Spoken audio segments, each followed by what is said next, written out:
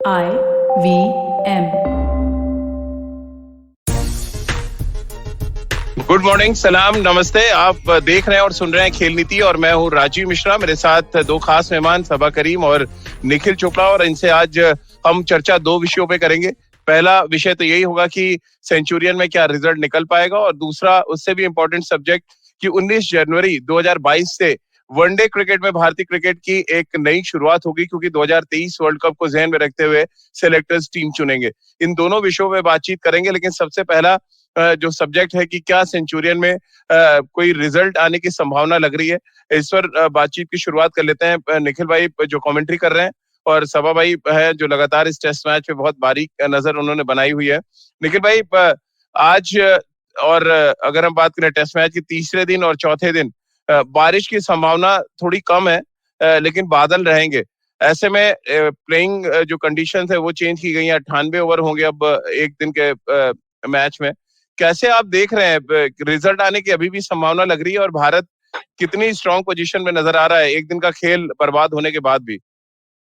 राजीव भाई, जो पहले दिन में जिस अंदाज से बल्लेबाजी हुई, जो 272 3 विकेट के नुकसान पे और एक कमांडिंग पोजीशन में है, आपका एक बैट्समैन 122 पे नॉट आउट है, एक बैट्समैन 40 पे नॉट आउट है, तो सेट बैट्समैन है। इस समय जो दबाव है वो पूरी तरीके से दक्षिण अफ्रीका के ऊपर है। पांचवें दिन का जो फोरकास्ट है वो अच्छा नहीं है, वो बिल्कुल भी अच्छा नहीं है। बारिश होने की पूरी संभावना है, और ये चीज भारतीय खेमा भी जानता है।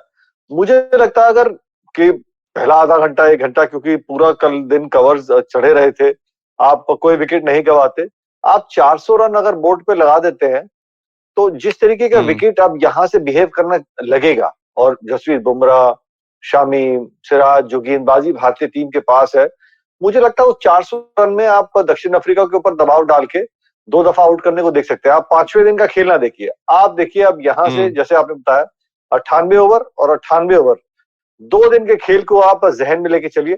अगर पांचवें दिन का खेल आपको आधा दिन भी हो जाता है, 10 ओवर हो जाते हैं, 20 ओवर हो जाते हैं, तो वो एक बोनस की तरह होगा। लेकिन आपको प्लान अब उल्टा करना होगा, और एक बहुत कमांडिंग पोजीशन में है भारत। बिल्कुल टॉप गियर में खेलना पड़ेगा सब भाई टीम इंडिया को। और उसी से रिलेटेड केसिंग हमारे एक व्यूवर है, उनका सवाल है। उनका ये कहना है कि इंडिया को बहुत एग्रेसिव क्रिकेट तीसरे दिन खेलनी पड़ेगी, तभी रिजल्ट की संभावना है। अगर आपने टी तक बहुत डिफेंसिव क्रिकेट खेल दी तो उम्मीदें लगभग खत्म हो जाएंगी। टी तक तो मेरे विचार से करीब 55 से 60 ओवर हो जाएंगे। वो तो बहुत जी, बहुत लंबा समय है यहाँ पर भारत को प्रयास यही करना होगा कि लंच तक जो 30 ओवर होते हैं, 28 से 30 कितने ओवर ओवर होंगे। बल्लेबाजी करनी चाहिए सबा भाई, आपको लग रहा है तो आइडियली? मुझे लगता है कि ओवर पे नहीं, पर रन रेट पर ध्यान देना होगा। पर मुझे अच्छा, लगता है आधा घंटा ठीक है। 45 मिनट अगर केएल राहुल और अजिंक्य रहाणे बल्लेबाजी कर लेते हैं, तो फिर आप खुलकर बैटिंग कर सकते हैं। यहाँ पर जरूरी ये भी है कि पहला आधा घंटा 45 मिनट ज्यादा विकेट्स ना खोएं, क्योंकि जैसा कि निखिल ने कहा, कल का पूरा दिन कवर्स पे रहा है विकेट, थोड़ी बहुत नमी उसमें ज्यादा आ गई होगी, तो थोड़ा बहुत आपको आधा घंटा 45 मिनट ध्यानपूर्वक खेलना पड़ेगा। उसके बाद आप खुलकर बल्लेबाजी कर सकते हैं। मुझे लगता है यहाँ से अगर भारत 150 रन भी बना लेता है, तब भी भारत की स्थिति जो है बहुत ज्यादा मजबूत हो जाएगी। इसका मतलब यह है कि आप करीब 425 रन बनाकर आप बैठे हुए हैं। फिर आप सोच सकते हैं डिक्लेरेशन के लिए, और प्रयास आपको करना होगा कि आप 2 बार दक्षिण अफ्रीका को आउट करें। हो सकता है, क्योंकि अभी आपने देखा एशेज में क्या हुआ है, 2.5 दिन में टेस्ट मैच खत्म हो गया है। उस लिहाज से अगर देखा जाए तो समय तो बहुत ज्यादा है यहाँ पर इस टेस्ट मैच को डिसाइड होने में। जी, एक नमन हमारे व्यूवर है निखिल भाई, आपके लिए उनका सवाल है। उनका पूछना है कि निखिल भाई से मेरा ये सवाल पूछिए कि क्या विराट कोहली इस दौरे पर शतक लगा पाएंगे? देखिए, जिस तरीके से उन्होंने 35 रन बनाए, मुझे तो लग रहा था कि इसी टेस्ट मैच पे, इसी इनिंग में आपको एक शतक लगेगा। जी, क्योंकि जब डिफेंड भी कर रहा था, गेंद जो है बैट के बिल्कुल बीचों बीच में लग रही थी। और यही चीज, छोटी छोटी चीजें हम लोग देखते हैं कि कौन सा बैट्समैन फॉर्म में है, कौन नहीं है, किस कॉन्फिडेंस के साथ वो खेल रहा है। फुटवर्क उनका बहुत बढ़िया था। सिर्फ एक हल्की सी चूक हुई थी उसी गेंद पे, वो बाहरी किनारा लगा था। पर जिस तरीके से बल्लेबाजी कर रहे हैं नमन, आप भी इंतजार कर रहे हैं, मैं भी इंतजार कर रहा हूँ, सभी उनके शतक का इंतजार कर रहे हैं बेसब्री से, और वो अच्छे फॉर्म में लग रहे हैं। आपको निखिल भाई क्या लग रहा है? वसंत नारायण का एक सवाल है, उनका कहना है कि 350 रन बना के क्या एग्रेसिव डिक्लेरेशन कर सकती है भारतीय टीम? बहुत तेजी के साथ जो 70 रन बनाए या 80 रन जो बचे हुए हैं, और डिक्लेरेशन करे।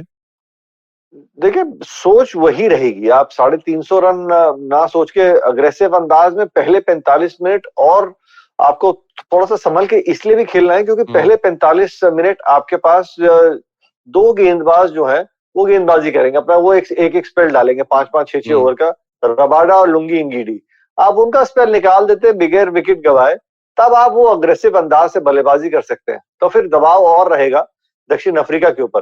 फिर 350, आप 400 के बारे में सोचे, 400 का भी एक दबाव जरूर रहेगा, और वो 400 में फिर आप 2 बारी आप उनको बैटिंग करवा सकते हैं साउथ अफ्रीका। 350 रन मैं मानता हूं कि एक तो 50 रन कम है, अगर आप थोड़ा और डीप उसका एनालाइज करते हैं, 2 दफा 350 रन साउथ अफ्रीका को खिलाना थोड़ा सा मुश्किल रहेगा।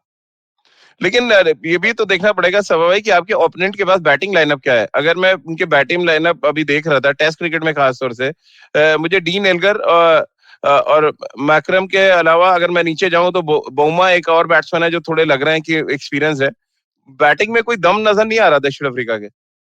हाँ, पर जो भी है उनमें अच्छे बल्लेबाज हैं राजीव। उसमें डिकॉक है, फिर बवूमा के बारे में आपने नाम लिया, वैन डुसेन को आप नहीं भूलें, वो एक उभरते हुए सितारे हैं दक्षिण अफ्रीका के। माक्रम हो गए, डीन एल्गर हो गए। देखिए, अंत में निर्भर ये करता है कि भारत किस सोच के साथ मैदान में उतर रहा है। मेरे विचार में भारत का प्रयास यही होगा कि वो रन्स बनाए बोर्ड पर, कम से कम 400 रन खड़ा करके दे, ताकि वो 2 बार आउट कर सके। क्योंकि आपकी नौबत ये होनी चाहिए कि आप पहली पारी में उनको जल्दी आउट करें, ताकि आप फिर फॉलो ऑन दे सके, क्योंकि समय यहाँ पर बहुत कम है। जैसा कि निखिल ने कहा कि 5th डे अगर बारिश के फोरकास्ट हैं, आपके पास से 2 दिन ही बचा है। यहाँ पर अगर आप कम रन बनाकर देंगे तो फिर आप फॉलो ऑन दे नहीं पाएंगे। अगर दूसरी टीम थोड़ा बहुत रन बना लेती है, 200 का डेफिसिट चाहिए होता है फॉलो ऑन देने के लिए भी टेस्ट मैचेस में। तो ये सारी चीजों को ध्यान में रखकर ही भारत को आगे बढ़ना होगा। पर हाँ, उनकी देखिए अनुभव की कमी है, पर वो अपने कंडीशंस में खेल रहे हैं। मुझे लगता है थोड़ी बहुत तो स्थिरता उनकी बल्लेबाजी में भी होनी चाहिए। निखिल भाई, आपको क्या लग रहा है बैटिंग ऑर्डर दक्षिण अफ्रीका का? आप भी मैच भी देख रहे हैं, आप बॉडी लैंग्वेज भी आपने देखा, कोई बहुत कॉन्फिडेंट बॉडी लैंग्वेज ना क्विंटन डिकॉक का नजर आया है, ना डीन एल्गर का, ना जो भी टीम है। और 2018 से अगर हम कंपेयर करें तो बहुत युवा टीम दक्षिण अफ्रीका की लग रही है, और शायद जो हम सब बात कर रहे हैं 400 सवा 4 को 100 के प्रेशर में ये टीम क्रम्बल भी कर सकती है। नहीं, क्रम्बल कर सकती है, इसमें कोई दो राय नहीं है, क्योंकि 2018 के दौरे में सेकंड हाईएस्ट विकेट टेकर आपके पास जसप्रीत बुमराह है, जिन्होंने अब डेब्यू सीरीज में जिस तरीके से वो प्रदर्शन किया था। Mohammed Shami highest wicket taker थे, 15 विकेट उनकी थी, तो उसका पूरा अनुभव वो करेंगे। मोहम्मद सिराज गेंद जो है वो भारी गेंद डालते हैं, वो दबाव डालेंगे। लेकिन नई सीरीज में युवा खिलाड़ी दक्षिण अफ्रीका के लिए अपना पहचान बनाने की राजीव भाई कोशिश जरूर करेंगे, और साथ में उनके पास कुछ अनुभवी खिलाड़ी भी है, तो एक अच्छा मिक्स भी है। आप जब एक सीनियर के साथ बैटिंग करते हैं, वो बताएंगे कौन सा गेंदबाज की क्या ताकत है, क्या कमजोरी, उसके हिसाब से वो प्लान करके खेल सकते हैं। तो आप उसको फॉर ग्रांटेड नहीं ले सकते, आपको आके अच्छी गेंदबाजी करनी होगी, अच्छी लाइन, अच्छी लेंथ, इम्पेशेंट नहीं होगा, पेशेंस के साथ आपको अपनी योजना को अमल करने की पूरी कोशिश करनी होगी। और जहां पे 2-3 विकेट गिरेंगी, वहां पे आप और प्रेशर डालेंगे। वो प्रेशर को किस तरीके से साउथ अफ्रीका के बैट्समैन हैंडल करते हैं, वो एक बड़ा सवाल होगा, क्योंकि इतना अनुभव है नहीं। मुझे लगता है वो तभी मैं कह रहा हूं कि 400 सवा 400 में आप 2 बारी आप उनको खिला सकते हैं। 5वें दिन के आप सिर्फ एक बोनस की तरह सोच के चलिएगा, ये रणनीति रहनी बहुत जरूरी रहेगी।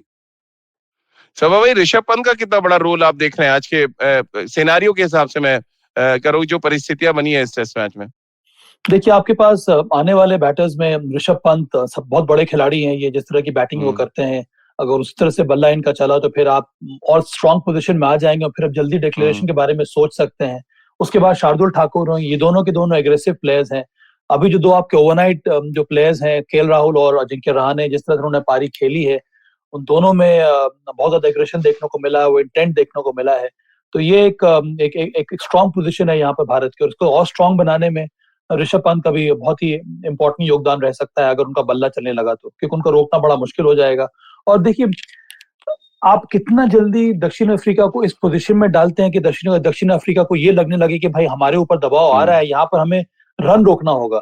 एक ऐसी स्थिति जब उत्पन्न हो जाती है तो फिर और आसान हो जाता है बैटिंग करना, और आसान हो जाता है रन रेट इंप्रूव करके बल्लेबाजी करना। फिर फील्ड छितरा दी जाती है, फिर 1 ओवर में 4 रन या 5 रन लेना बहुत आसान हो जाता है। तो वो स्थिति जितनी जल्दी आ जाए भारत के लिए, वो भारत के हित में ही होगा। जी निखिल भाई, अगर आप इंग्लैंड दौरा याद करें, पहला टेस्ट मैच हम जीतने की स्थिति में थे, नॉटिंघम में बारिश आई और हम वो टेस्ट मैच जीत नहीं पाए। परिस्थितियां कुछ वैसी बन रही है। अब विराट ने क्या कुछ सीखा होगा, तब बहुत लेट डिक्लेरेशन उन्होंने किया और बहुत ज्यादा चर्चा में था उनका डिक्लेरेशन की, गेंदबाजों को टाइम नहीं मिला। क्या ये जहन में होगा? और क्योंकि विराट के लिए बहुत चीजें ठीक नहीं है इस समय, तो डिक्लेरेशन भी आपको लग रहा है बहुत सोच समझ के लिया जाएगा, बहुत प्लानिंग के साथ ये डिक्लेरेशन होगा? राजीव भाई, बहुत जरूरी है और हर खिलाड़ी अपने अनुभव से सीखता भी है और मुझे लगता है कप्तान भी जरूर उस चीज को जहन में रख के उससे सीखेंगे, क्योंकि 272 3 विकेट के नुकसान पे ये बहुत मजबूत स्थिति में है भारतीय टीम और इसका आपको पूरा फायदा उठाना है। और विदेश में जाते हैं, खासतौर से दक्षिण अफ्रीका, जिस तरीके से फोरकास्ट हम सबको पता था सेकंड डे किस तरीके का रहेगा, और शाम के समय पे आते टाइम मैं आखिरी जो अपडेट दे रहा था, मैदान में इतना बढ़िया ड्रेनेज होने के बावजूद पानी जो है वो खड़ा हो गया था। कवर्स की बात नहीं कर रहा, लगभग उसके पीछे आप 20-20 मीटर पूरे मैदान में और पानी खड़ा हो गया था। तो मैं तो हैरान नहीं होगा कि आज सवेरे भी शायद जब मुकाबला होने को थोड़ा सा डिले हो सकता है, नहीं तो सवेरे से ही सुपर स्टॉपर लगे होंगे और थोड़ा सा वो और मैदान जो है वो बहुत सॉफ्ट रहेगा। तो ये सब चीजें आपको कैलकुलेट करनी है और आप किसी भी विदेशी दौरा में जाते हैं, पहले टेस्ट मैच में इस तरीके की आपकी मजबूत स्थिति है, इसको कैपिटलाइज करना राजीव भाई बहुत जरूरी है। क्योंकि अगर आप पहला टेस्ट मैच 3 मैच के सीरीज में 1-0 से अप हो जाते हैं, तो अब आप सोचिए दक्षिण अफ्रीका के ऊपर कितना दबाव रहेगा। जी, और मुझे लग रहा है हमारे जो व्यूअर्स हैं सबा भाई भारतीय टीम को बहुत जल्दी गेंदबाजी करते देखना चाहते हैं। पृथ्वी जी का सजेशन है कि 350 से 375 रन इनफ है दक्षिण अफ्रीका के लिए। देखिए, सबकी कोशिश तो यही होगी कि जल्द से जल्द दक्षिण अफ्रीका को मैदान में लाया जाए, उनको आउट किया जाए, पर मुझे लगता है कि भारत को ध्यान ये देना होगा कि वो दूसरी पारी में उनको बैटिंग ना आए। अगर आप दूसरी पारी में भी बैटिंग करने उतर रहे हैं, उसके लिए समय होगा नहीं आपके पास, फिर आपको डिक्लेरेशन के लिए फिर दोबारा आपको सोचना होगा। तो सबसे मुझे लगता है कि सही जो प्लानिंग यही होगी कि आप पहली पारी में एक बड़ा स्कोर खड़ा करें और 2 बार प्रयास करें दक्षिण अफ्रीका को आउट करने के लिए। 350-375 पृथ्वी मुझे लगता नहीं है कि ये एक कमांडिंग स्कोर होगा जहां पर आप 2 बार आउट कर सकते हैं दक्षिण अफ्रीका को। थोड़ी बहुत और मुझे लगता है कि रन बनाने होंगे भारत को दक्षिण अफ्रीका को इंसर्ट करने के लिए। निखिल भाई, क्या केएल राहुल के 200 रन ये तय करेंगे कि भारतीय टीम कितने स्कोर तक जाता है, या अगर के राहुल 200 करते हैं तो शायद आप 500 तक भी जा सकते हैं? फिर मुझे नहीं लगता राजीव भाई, अगर आप 400 450 के आसपास पहुंच गए और केएल राहुल का 200 अभी नहीं हुआ है, तो वो पर्सनल माइलस्टोन के बारे में नहीं सोचा जाएगा, क्योंकि एक आपके पास कप्तान है जो अपने अनुभव से सीखेंगे कि आप इंग्लैंड में, जैसे आपने याद दिलाया कि वो टेस्ट मैच जीतने वाले थे, आपको समय चाहिए। और दूसरा, सपोर्ट स्टाफ में आपके पास हेड कोच जो है, जिन्होंने, अगर मैं गलत नहीं हूं तो 196 पे डिक्लेयर किया था जब मास्टर बल्लेबाजी कर रहे थे जी, सचिन तेंदुलकर। तो वो टेस्ट मैच जीतना जरूरी है। निखिल भाई, एक सवाल आ गया है, यह सजेशन है आपके लिए। हमारे एक व्यूअर, उनका कहना है कि निखिल भाई प्लीज एक परमानेंट फील्ड मैप क्यों नहीं आप लोग स्क्रीन पे दिखा रहे हैं? ये पिछली बार भी आपसे कहा गया था। वो जो मैदान का उसका सॉफ्टवेयर है, वो कोशिश जरूर रहती है, वो विश्व कप में वो किया था, लेकिन वो एक सॉफ्टवेयर है। वो सॉफ्टवेयर जब तक पूरी तरीके से डेवलप नहीं हो जाता और वो जो ब्रॉडकास्टर है उसको इस्तेमाल करने के लिए कॉन्फिडेंट नहीं रहते, इसलिए नहीं दिखा रहे, लेकिन उस पर काम हो रहा है और वो बहुत जल्दी आपको नजर आएगा कि हर अंतर्राष्ट्रीय मैच में वो एक परमानेंट फीचर रहेगा, जो स्क्रीन के आपके लेफ्ट साइड पे वो फील्ड जो है वो दिखाई जाएगी। और ये भी निखिल ये बताना भी जरूरी है दर्शकों को कि ये जो ब्रॉडकास्ट आ रहा है यहाँ पे, ये सुपर स्पोर्ट का ब्रॉडकास्ट है। इसका मतलब ये साउथ अफ्रीका से आ रहा है। जो हम जो स्क्रीन पे देख रहे हैं, वो सिर्फ उसी को हम लोग फीड, हमारे पास फीड आ रही है, उसमें यहाँ से हम कुछ और ज्यादा ऐड नहीं कर सकते हैं। पर हाँ, बहुत जल्दी, जैसा कि निखिल ने कहा कि वो भी जो एलिमेंट है बहुत जल्दी हमारे टीवी स्क्रीन पर देखने को मिलेगा। बिल्कुल सबा भाई, थोड़ा वनडे क्रिकेट में बात करें उससे पहले एक सवाल दक्षिण अफ्रीकी गेंदबाजों पे। आपको लग रहा है रबाडा पूरी तरह से ऑफ कलर थे, जो यंग फास्ट बॉलर्स खिलाए गए उनमें भी दम नजर नहीं आया, और ये कैश ऑन करने का बड़ा अच्छा टाइम है अगर आपने 15-20 मिनट शुरू के निकाल लिए तो? बहुत अच्छा टाइम है, इससे अच्छी अपॉर्चुनिटी आपको मिल नहीं सकती है। ये सोचिए कि आप दक्षिण अफ्रीका के पहले टेस्ट मैच का पहला दिन है, टॉस जीतने के बाद आपने बैटिंग की है। ये दर्शाता है कि आपकी मानसिकता कितनी ज्यादा स्ट्रांग है उसके ऊपर से आपने 272 रन बना लिए हैं सिर्फ 3 विकेट के नुकसान पर। एक खिलाड़ी है जो 100 रन बनाकर खेल रहा है, एक और सबसे अनुभवी खिलाड़ी है जो अच्छे फॉर्म में इस समय 40 रन बनाकर खेल रहा है। इससे अच्छी स्थिति आपकी क्या हो सकती है? उसके ऊपर से मुझे लगता है कि इस समय सिर्फ 2 ही पेस बॉलर्स हैं ऐसे मुझे लग रहे हैं जो विकेट लेने के काबिल है। एक है रबाडा और एक है लुंगी नगीड़ी। उसके अलावा मार्को यानसेन पहला मैच खेल रहे हैं, थोड़ा बहुत उनका जो रिदम है जो होना चाहिए था वो देखने को मिला नहीं। मुझे तो ताज्जुब हुआ कि उन्होंने डुआन ओलिवर को नहीं खिलाया, क्योंकि उनका डोमेस्टिक परफॉर्मेंस काफी अच्छा रह रहा है और अभी तक जो डोमेस्टिक मैचेस हुए हैं दक्षिण अफ्रीका में उनमें डुआन ओलिवर का सबसे अच्छा प्रदर्शन रहा है। हो सकता है कि कुछ निगल होगी जिसकी वजह से वो नहीं खेले, तो मेरे विचार में उनको खेलना चाहिए था। निखिल भाई कुछ कह रहे थे आप? मैं यही कह रहा था सब भाई, वो ओलिवर को कोविड को चलते कुछ चिंता का विषय था, इसलिए उनको नहीं खिलाया गया था। नहीं तो और साफ तौर से गेंदबाजी के लिहाज से भी ऑफ कलर रबाडा और लुंगी नगीडी इसलिए नजर आए क्योंकि वही चर्चा हो रही थी, मॉर्ने मॉकल के साथ चर्चा हो रही थी कि ये लैक ऑफ मैच प्रैक्टिस है। 5-6 महीने से टेस्ट मैचेस हुए नहीं और जिस लेंथ पे वो गेंदबाजी कर भी रहे थे बहुत ऑफ कलर नजर आए, इसीलिए वो उनकी गेंदबाजी में वो पैनापन नहीं नजर आया। हर स्पेल में एक आधा ओवर वो थोड़ा सा थ्रेटनिंग लगे कगिसो रबाडा, लेकिन वो कंसिस्टेंट वो परसिस्टेंट अच्छी लाइन और लेंथ पे गेंदबाजी नहीं कर पा रहे। एक सवाल ले लें गेंदबाजी को लेकर है वसंत नारायण का, निखिल भाई आपके लिए, कि अगर आप टीम मैनेजमेंट का हिस्सा तो होते तो आप अपने गेंदबाजों को कौन सी लाइन और लेंथ पे गेंदबाजी करने के लिए सजेस्ट करते?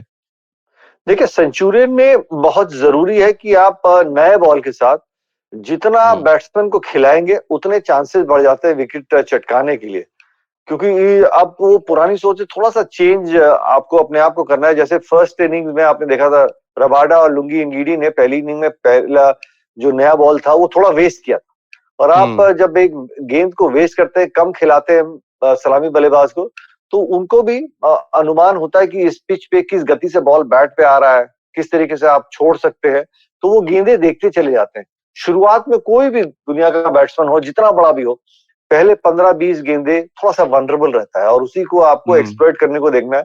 आपको वो लाइन और वो लेंथ खिलानी है जहां पे बैट्समैन हर बॉल खेलने को देखे, और लेंथ सबसे जरूरी है नया बॉल, क्योंकि आप सेंचुरियन में साउथ अफ्रीका में गेंदबाजी कर रहे हैं। ऐसी लेंथ होनी चाहिए कि बॉल टप्पा खाने के बाद टॉप ऑफ ऑफ स्टंप पे फिनिश हो रही हो, तो यानी कि थोड़ा सा आगे डालने को देखेंगे, क्योंकि नया बॉल यहाँ पे शरारत जरूर करता है। और ये कुकुबरा का गेंद, ड्यूक्स का गेंद सारा दिन लहराता रहता था, लेकिन नया बॉल या कुकुबरा का गेंद है, तो बहुत जरूरी कि पहले 15-16 ओवर आप अच्छी सोच के साथ गेंदबाजी करें।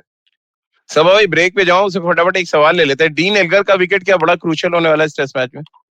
बहुत ज्यादा स्ट्रॉन्ग प्लेयर हैं, ग्रिटी प्लेयर हैं, बहुत ज्यादा डिटर्मिनेशन के साथ वो बैटिंग करते हैं, कप्तान हैं, वो चाहेंगे कि दक्षिण अफ्रीका को अच्छी और एक ठोस शुरुआत दें। हाँ, उनका विकेट अगर भारत पहले ले लेता है तो फिर कमजोरी जो है या जो अनुभव की जो कमी है दक्षिण अफ्रीका की बल्लेबाजी में, उसको भारतीय बॉलर जो है वो एक्सप्लॉइट कर सकते हैं। और तो कोशिश यही होनी चाहिए कि जल्द से जल्द आप डीन एल्गर का विकेट ले लें। चलिए एक ब्रेक यहीं पे ले लेते हैं, ब्रेक के बाद वापस आएंगे, बात ओडीआई क्रिकेट की करेंगे, क्योंकि कुछ ही दिनों में भारतीय टीम का ऐलान होने वाला है। और क्योंकि विजय हजारे ट्रॉफी अभी खत्म हुई है, सभा भाई वो विजय हजारे ट्रॉफी देख के आए, कौन से युवा खिलाड़ियों ने इंप्रेस किया, इस पर आगे बातचीत करेंगे। एक छोटा सा ब्रेक लेते हैं, तुरंत हाजिर होते हैं। If you love cricket, listen up. The Edges and Sledges Cricket Podcast is here for you. Hosted by DJ, Varun and me, Ashwin, we bring a fun, fresh fan's point of view to talking all things cricket. Sometimes it's just the three of us, sometimes we have guests, including current and former international cricketers. For new episodes every week, check out the Edges and Sledges Cricket Podcast on the IVM app, website, or wherever you get your podcasts. Break के बाद एक बार फिर आपका स्वागत है। निखिल भाई और सभा भाई के साथ आप देख रहे हैं और सुन रहे हैं खेल नीति।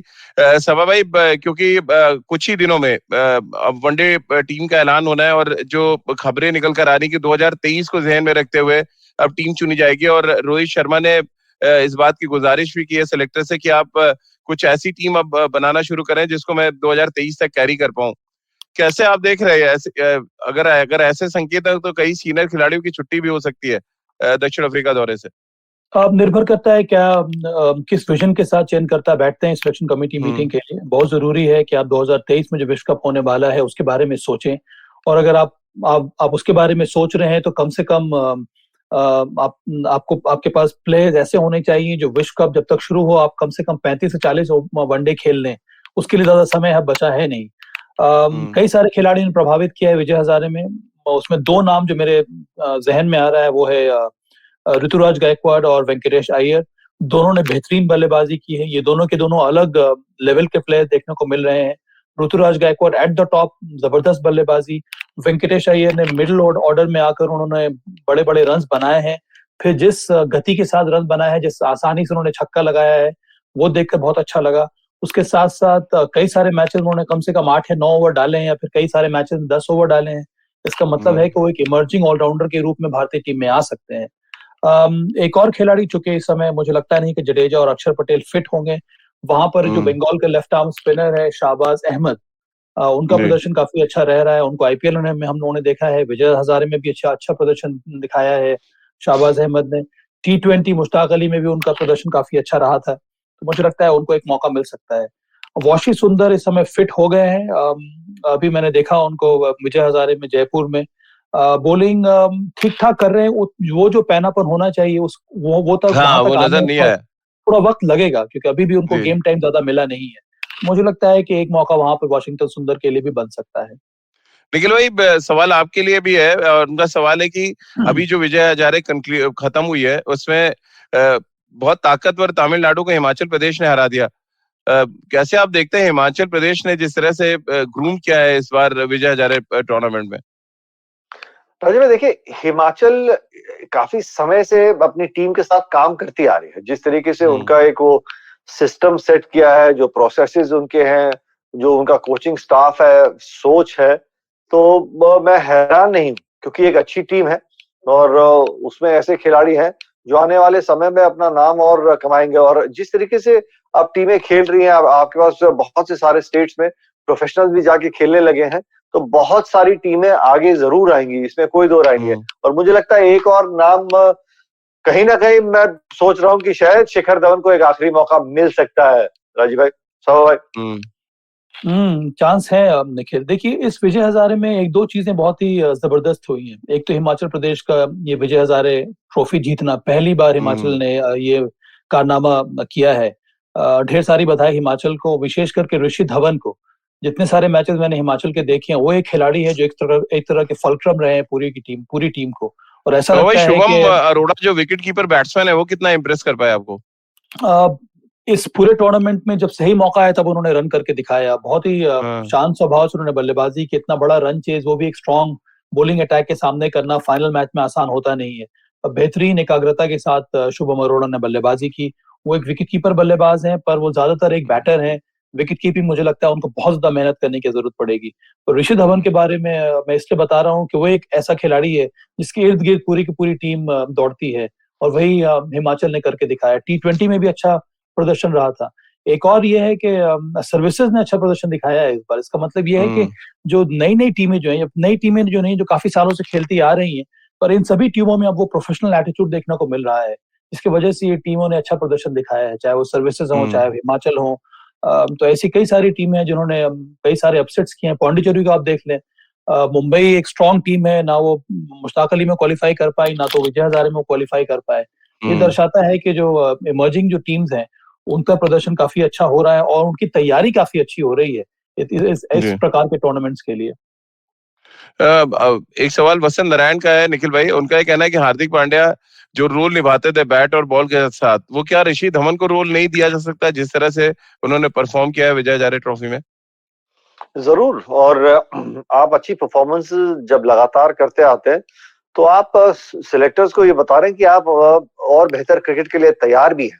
और जिस तरीके से उनका प्रदर्शन रहा है, आपने अपनी स्टेट की टीम को जिताया, सभा भाई ने वो मुकाबले देखे हैं, अपना नाम, आप अपनी पहचान बना रहे हैं, तो जरूर वो जिम्मेदारी उनको मौका दिया जाएगा। पर शायद मुझे लगता है कि स्ट्रेट अवे अंतर्राष्ट्रीय क्रिकेट ना मिले, लेकिन इंडिया ए में उनको जरूर आने वाले समय में मौका दिया जाएगा। वहां पे वो कंसिस्टेंटली परफॉर्म करेंगे तो वो एक अच्छा विकल्प रहेंगे। ऑस्ट्रेलिया का दौरा कर चुके हैं ऋषि धवन, जहां तक मुझे आ रहा है। भारतीय टीम की जर्सी वो पहन चुके हैं, लेकिन बीच में फिर उनको ड्रॉप भी किया गया। कसाट साहब का एक सवाल है सबा भाई आपके लिए। उनका कहना है कि सबा सर, क्या ये फेयर होगा कि जलज सक्सेना से पहले हम शहबाज अहमद को टीम में जगह दे दें? जलज सक्सेना, मुझे लगता नहीं है कि चयनकर्ता जलज सक्सेना को पहले खिलाएंगे, क्योंकि अभी अगर हम देखें तो आवश्यकता क्या है। अगर आपके पास रविंद्र जडेजा और अक्षर पटेल अनफिट है तो आपके पास एक लेफ्ट आर्म स्पिनर चाहिए वेरिएशन के लिए, और जो अच्छी बैटिंग भी करे। तो उस हिसाब से अगर लाइक टू लाइक रिप्लेसमेंट हम देखेंगे तो शहबाज अहमद का नंबर सबसे पहले आता है। जलज सक्सेना बहुत सालों से वो खेलते आ रहे हैं, उनका प्रदर्शन काफी अच्छा रहा है, पर इस साल उनका प्रदर्शन करंट में अगर हम देखें तो कुछ खास रहा नहीं है। उनकी गेंदबाजी में अब वो पहले ऑफ स्पिन करते थे, अब वो लेग स्पिन भी करने लगे हैं, ज्यादा वेरिएशन वो लेकर आते हैं, पर परफॉर्मेंस इस साल उतना अच्छा रहा नहीं है। इस वजह से मुझे लगता नहीं कि उनको मौका मिलेगा। अगर एक लेफ्ट आर्म स्पिनर, एक ऑलराउंडर की जरूरत है तो मेरे विचार में शहबाज अहमद, साई किशोर भी एक और विकल्प हो सकते हैं। साई किशोर ने गेंदबाजी अच्छी की है, उनको तमिलनाडु ने अलग अलग पोजीशन में बल्लेबाजी करवाई और हमेशा उन्होंने रन बनाए हैं। नंबर 3, नंबर 4 पर जब सीमिंग कंडीशंस होता है वहां पर भी साई किशोर ने आके रन बनाए हैं। तो ये 1-2 खिलाड़ी हैं जिनको जरूर मौका मिलना चाहिए। और जैसा कि मैंने कहा कि अंत में चयनकर्ता को अगर आगे के बारे में सोचना है तो आपको ये 2 प्लेयर्स को टीम में लाना होगा, वो है वेंकटेश अय्यर और ऋतुराज गायकवाड़। इनको जितना मौका दीजिए उतना अच्छा रहेगा भारत के लिए। वत्सल नारायण ने बड़ी इंपॉर्टेंट बात कही है निखिल भाई। उनका ये पूछना है कि गायकवाड़ को कुछ उसी तरह से बैक करना चाहिए जैसे विराट कोहली को महेंद्र सिंह धोनी ने बैक किया था। फिर उसके लिए चाहे आपको शिखर धवन को ड्रॉप ही क्यों ना करना पड़े। क्या ये होना चाहिए? आपको फ्यूचर देख रहे हैं तो आप उनको उतना बैक करें, उनको उतने मौके दें। जरूर, और एक ऐसा खिलाड़ी है जो लगातार रजी भाई रन भी बना रहा है, और जरूर बैक करना चाहिए। एक यंगस्टर जो अच्छे फॉर्म में चल रहा है उसको बैक जरूर करना चाहिए। लेकिन जब आप विश्व कप की टीम को बनाने को देखते हैं तो आप वो अनुभव को भी देखते हैं, और इसीलिए मेरा जो सोच है और जिस तरीके से मैं समझ रहा हूँ कि शिखर धवन के भी अच्छे चांसेस हैं साउथ अफ्रीका के दौरे पे जाने के लिए। ये एक लेकिन 20 रन भी नहीं बने विजय हजारे ट्रॉफी में किसी पारी में निखिल भाई। मैं बिल्कुल सही जी राजू भाई, मैं बिल्कुल आपसे सहमत हूँ। सिर्फ इस कारण से क्योंकि जो उनका आखिरी दौरा था इंडिया के लिए, वो भारत के कप्तान थे। तो मैं बड़ा हैरान रहूंगा कि अगर वो उनको वहां मौका नहीं मिलता, अगर उनके लिए फिर वापसी करना बहुत मुश्किल रह जाएगा अंतर्राष्ट्रीय क्रिकेट में सफेद बॉल के लिए। और मैं ये समझता हूँ कि बीसीसीआई कभी भी नहीं चाहेगा कि अपने खिलाड़ी को जब वो टीम से बाहर करे कि उनका आखिरी दौर बतौर टीम का कप्तान, यानी कि अपने देश का कप्तान, वो आखिरी दौरा हो। तो मुझे लगता है कहीं ना कहीं उनको मौका दिया जाएगा। लेकिन ऋतुराज गायकवाड़ जरूर एक ऐसे उभरते सितारे हैं जिनको अब आप रोक नहीं पाएंगे। उनको भी आपको जरूर मौका देना होगा और बैक करना भी चाहिए क्योंकि वो खिलाड़ी डिजर्व करते हैं। समा भाई, आर अश्विन की क्या वापसी होते आप देख रहे हैं? T20 में तो वापसी कर चुके हैं, वनडे क्रिकेट में क्या वापसी करते हुए देख रहे हैं? क्योंकि जिस तरह से राहुल द्रविड़ ने बैक किया है, जिस तरह से रोहित शर्मा उनको प्रेस कर रहे हैं इन दिनों, बहुत ज्यादा चांसेस लग रहे हैं कि वो वनडे क्रिकेट में भी कम बैक करें। कम बैक हो सकता है राजीव, जिस तरह की वो गेंदबाजी कर रहे हैं, जितना जो फॉर्म उन्होंने दिखाया है, जिस तरह से बोल भी रहे हैं, वो गेंदबाजी कर रहे हैं और जिस तरह का सपोर्ट उनको टीम मैनेजमेंट से मिल रहा है, एक बार फिर हो सकता है कि आर अश्विन की वापसी हो जाए जिस तरह की वापसी उनकी T20 में हुई है। क्योंकि देखिए, रोहित शर्मा एक बहुत ही स्मार्ट और इंटेलिजेंट कप्तान है। उनको ये देखना होगा कि आप जब अपनी बॉलिंग यूनिट बना रहे हैं वनडे क्रिकेट में, क्या आप क्या देख रहे हैं वहां से? क्या आपको विकेट टेकिंग बॉलर चाहिए या फिर आपको एक ऑलराउंडर चाहिए? तो अगर आपको एक विकेट टेकिंग बॉलर चाहिए तब फिर आर अश्विन का नाम ऊपर आएगा। अगर आपको यूटिलिटी प्लेयर चाहिए तब वो वॉशिंगटन सुंदर के साथ जाना पसंद करेंगे क्योंकि वो बैटिंग भी कर सकते हैं। पर तो ये मुझे लगता है कि अंत में निर्भर करेगा रोहित शर्मा के ऊपर कि आप कौन से 11 के साथ मैदान में उतरना चाहते हैं। जी निखिल भाई, आपको क्या लग रहा है, बोलना काम आएगा अश्विन के या बॉलिंग काम आएगी? देखिए, बोलते रहिए जितना मर्जी, जो मर्जी बोल लीजिए, लेकिन अंत में जो आप काम करते हैं ना मैदान में, जितनी विकेट आप निकालते हैं, जिस तरीके से आपके हाथ से गेंद निकल रहा है और जो जिस तरीके के फॉर्म में वो इस समय चल रहे हैं, तो मुझे लगता है वो परफॉर्मेंस ज्यादा काम आ रही है। बोलने से राजीव भाई कोई फर्क नहीं पड़ता। सभा भाई, पेस बॉलिंग डिपार्टमेंट में कुछ नए चेहरे आप देख रहे हैं जिनको चांस दिया जा सकता है 2023 ध्यान में रखते हुए? देखिए, मुझे लगता है कि आवेश खान को मौका मिलना चाहिए। उनका फॉर्म काफी अच्छा है। उनको मैंने देखा विजय हजारे में फ्लैट विकेट्स पर उन्होंने गेंदबाजी ठीक ठाक डाली है। Tall right arm pace bowler है। उनके साथ आदमी आप ट्राई कर सकते हैं, क्योंकि आवेश खान ने T20 में अच्छे विकेट्स लिए हैं। यहाँ पर भी उनकी गेंदबाजी काफी अच्छी रह रही है। उसके अलावा जो रेगुलर्स हैं, बहुत कुछ निर्भर करता है कि चयनकर्ता भुवनेश्वर कुमार के बारे में क्या सोच रहे हैं। क्या आप 2023 में उनके बारे में उनको अपने टीम में रखना चाहते हैं कि नहीं? अगर आप रखना चाहते हैं तो उनको और मौका देना चाहिए। दीपक चहर एक और बॉलर है जिनको मौका मिलना चाहिए। तो इस तरह से देखिए, व्हाइट बॉल क्रिकेट के लिए हमारे पास कई सारे विकल्प हैं। आपके पास अर्शदीप सिंह है, आपके पास चेतन सकारिया है, जैसे कि मैंने कहा, आपके पास आवेश खान है, फिर एक दो इमर्जिंग पेस बॉलर्स हैं। यूपी के एक लेफ्ट आर्म सीम बॉलर है यश दयाल करके, उनकी गेंदबाजी काफी अच्छी हो रही है। पटेल भी है, हर्षल पटेल भी है। पर क्या तो मुझे लगता है कि T20 में आपके पास कई सारे बॉलर्स हैं, पर ध्यान ये देना है कि T20 में जो परफॉर्मेंस है वो जरूरी नहीं है कि आपको व्हाइट बॉल, वो आपको रेड बॉल वनडे क्रिकेट में परफॉर्म करके दें। कई सारे जो बॉलर्स हैं वो सिर्फ चार ओवर के लिए अगर आप उनको ठीक तरह से यूज करें तो ज्यादा अच्छा परफॉर्म करते हैं। पर अगर आप एक्सपेक्ट करेंगे कि 10 ओवर वो अच्छी तरह से डालें, वो कई बार मुश्किल हो जाता है। चलिए, बहुत बहुत शुक्रिया सबा भाई आपका, और निखिल भाई आपका भी बहुत बहुत शुक्रिया। और एक दिन डिटेल में बातचीत करेंगे जिस दिन वनडे टीम का ऐलान होगा कि क्या विजन नजर आ रहा है इस सिलेक्शन के पीछे, उस पर बहुत डिटेल में बातचीत करेंगे। तो जुड़िए आप खेल नीति के साथ रोज सुबह 9:30 पर खेल नीति के यूट्यूब चैनल पर और IVM के फेसबुक पेज पर। इसके अलावा मुझसे जुड़ सकते हैं और अपने सवाल भेज सकते हैं। @राजीव मिश्र मेरा ट्विटर हैंडल है। इसके अलावा खेल नीति का हर एपिसोड आप सुन सकते हैं IVM ऐप पर, IVMpodcast.com पर, गाना, Spotify, सावन, गूगल पॉडकास्ट या अन्य IVM पॉडकास्टिंग नेटवर्क पर। आप सभी का बहुत बहुत शुक्रिया हमारे साथ जुड़ने के लिए।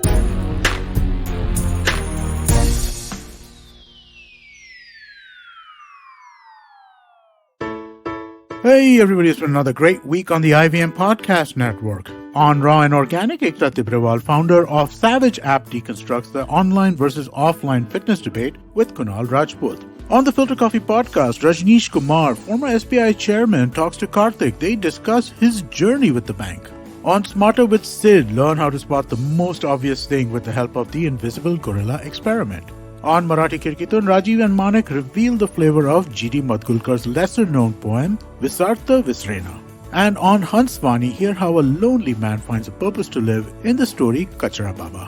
Do follow us on social media. We're IVM Podcast on Twitter, Facebook, Instagram, and LinkedIn. And remember, if you're enjoying this show or any of our other shows for that matter, please do tell a friend. We'd also really appreciate any ratings or reviews you can give us on any of the platforms that we're listening on, whether it's Apple Podcast, Spotify, or IVM Podcast app. Wherever you're listening, do let us know that you are listening. I'd also like to remind you all that we have a number of YouTube channels where a number of shows are available. You can go to ivmpodcast.com/YouTube to check out what channels we have. And finally, we'd like to thank our sponsors this week, Cred, Bank of Baroda, CoinSwitch, Kuber, and Intel. Thank you so much for making this possible. Eventually, you'll see the end of your childhood. Get accustomed to womanhood. Enjoy the experience of sisterhood. Might get to wifehood. Or not. Choose motherhood. Or not. You'll learn to define your personhood. Earn a livelihood. Change the neighborhood. And get rid of the falsehood that life post-academia is easy. So join me, Ritasha. And me, Ayushi. On a journey from station starting point. To station, what now? Next station, Pudin Station. And hopefully, Agla Station, adulthood. Fresh episodes out every Thursday.